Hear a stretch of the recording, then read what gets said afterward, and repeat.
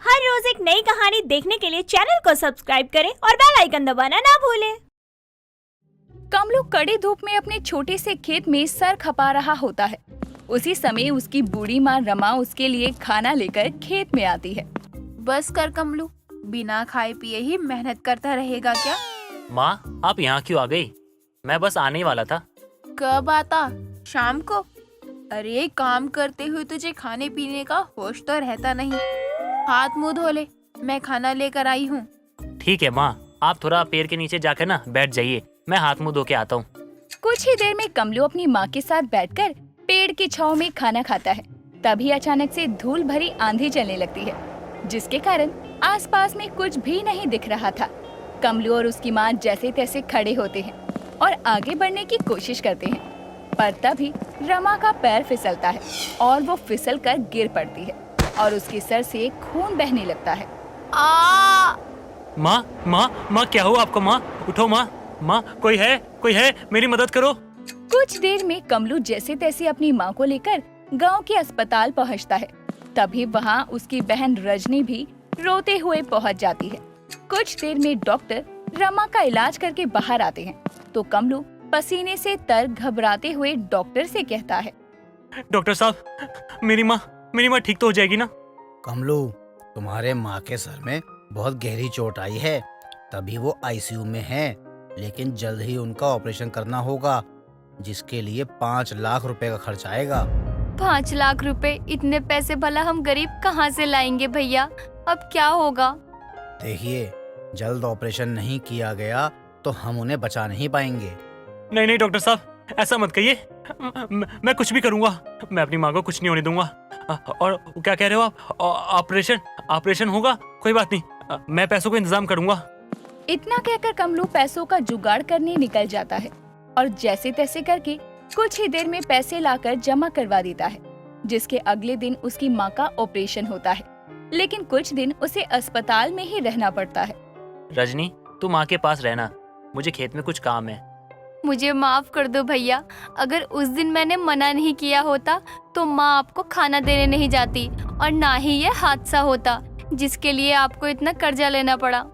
नहीं बहन, ऐसा मत बोल, भला होने को कौन टाल सकता है, और ऐसे समय में हमें टूटना नहीं चाहिए। तुम माँ का ख्याल रखो, मैं आता हूँ।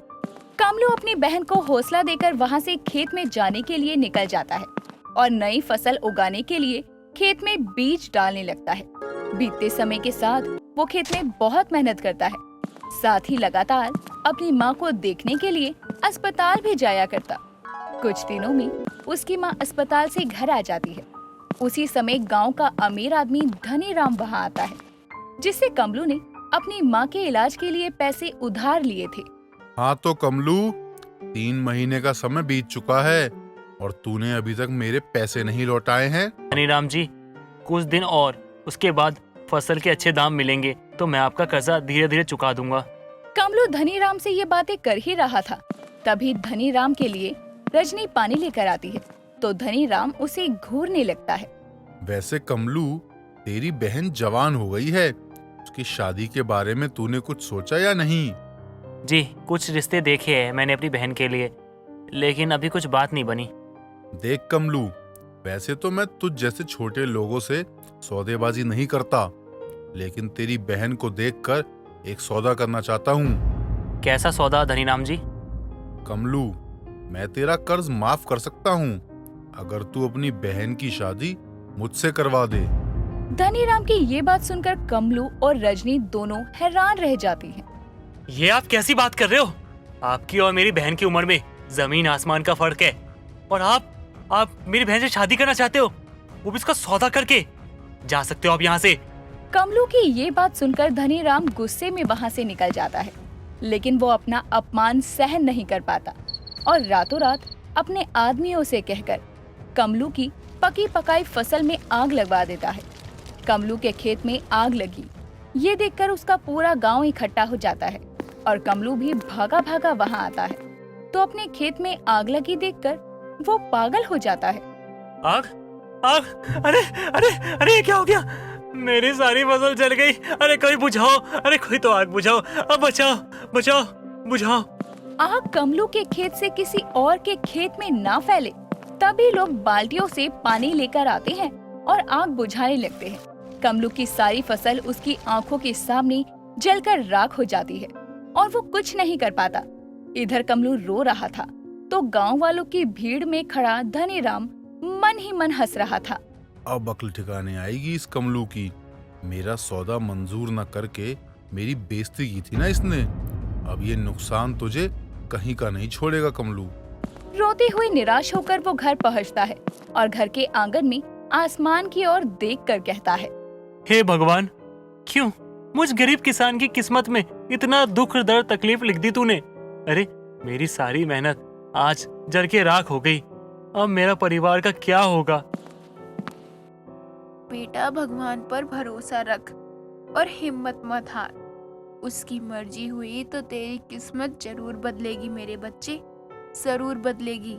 तभी वो कमलू को समझाकर घर के अंदर ले जाती है और उसके जाते ही उसी वक्त आसमान में एक तारा चमकता है और वो टूटकर कमलू के जले हुए खेत में जा गिरता है और उसके खेत में एक रोशनी चमकती है। अगले दिन जब कमलू अपने खेत की तरफ जाता है तो वहाँ का नजारा देखकर हैरान रह जाता है, क्योंकि उसकी फसल खेत में लहरा रही थी। ये मैं क्या देख रहा हूँ? कहीं मेरी आंखें धोखा तो नहीं खा रही? यानी ये सब सच है। मेरी फसल बर्बाद नहीं हुई। अब मैं इसकी कटाई करके मंडी में बेच सकता हूँ। अपनी फसल को देखकर कमलू खुशी से फूले नहीं समाता और तुरंत ही फसल कटाई करके फसल को एक किराए के ट्रैक्टर में लादकर मंडी ले जाता है। दोपहर को वो खेत की सफाई करने लगता है और देखता है कि फसल पूरी खेत में लहरा रही थी, मानो उसने कटाई की ही ना हो। कमलू समझ जाता है कि ये जादुई फसल है। तभी वो उसकी भी कटाई करके मंडी में बेच आता है और फसल बेचकर मिले पैसों से वो सबसे पहले धनीराम का कर्जा चुकाता है। आओ आओ कमलू, तुम्हारे साथ जो हुआ सुनकर बहुत बुरा लगा। अब होनी को कौन ही टाल सकता है। तुम्हें और पैसे चाहिए हो तो बता देना। नहीं, मैं आपके पैसे चुकाने के लिए आया हूँ। कमलू उसके पैसे देकर वहाँ से चला जाता है तो वहीं धनीराम पूरे पैसे देखकर हैरान रह जाता है। खेत में फसल जलने के बाद भी इसने सारा कर्जा एक साथ कैसे चुका दिया? कुछ तो गड़बड़ है, पता लगाना होगा। धनीराम कमलू के खेत में जाता है तो लहराती फसल देखकर हैरान रह जाता है। उसे अपनी आंखों पर यकीन नहीं होता। उसी रात वो अपने आदमियों से उसके खेत की सारी फसल कटवाकर अपने गोदाम में रखवा लेता है। अगली सुबह कमलू के खेत में तो फसल वापस आ जाती है, लेकिन धनीराम के गोदाम में फसल की जगह मोटे मोटे कीड़े रेंगने लगते हैं।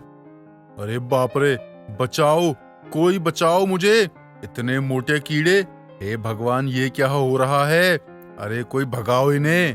वो कीड़े धनीराम के गोदाम में रखी बाकी अनाज की बोरियों में भी चले जाते हैं, जिससे धनीराम को भारी नुकसान होता है। लेकिन अब कमलू के खेत में 12 मास की फसल लहराती रहती है, जिससे कि उसकी किस्मत भी चमक जाती है। दोस्तों, अगर आपको ये कहानी पसंद आई तो इसे लाइक करें, शेयर करें और कमेंट करके बताएं कि कहानी में आपको सबसे अच्छा क्या लगा।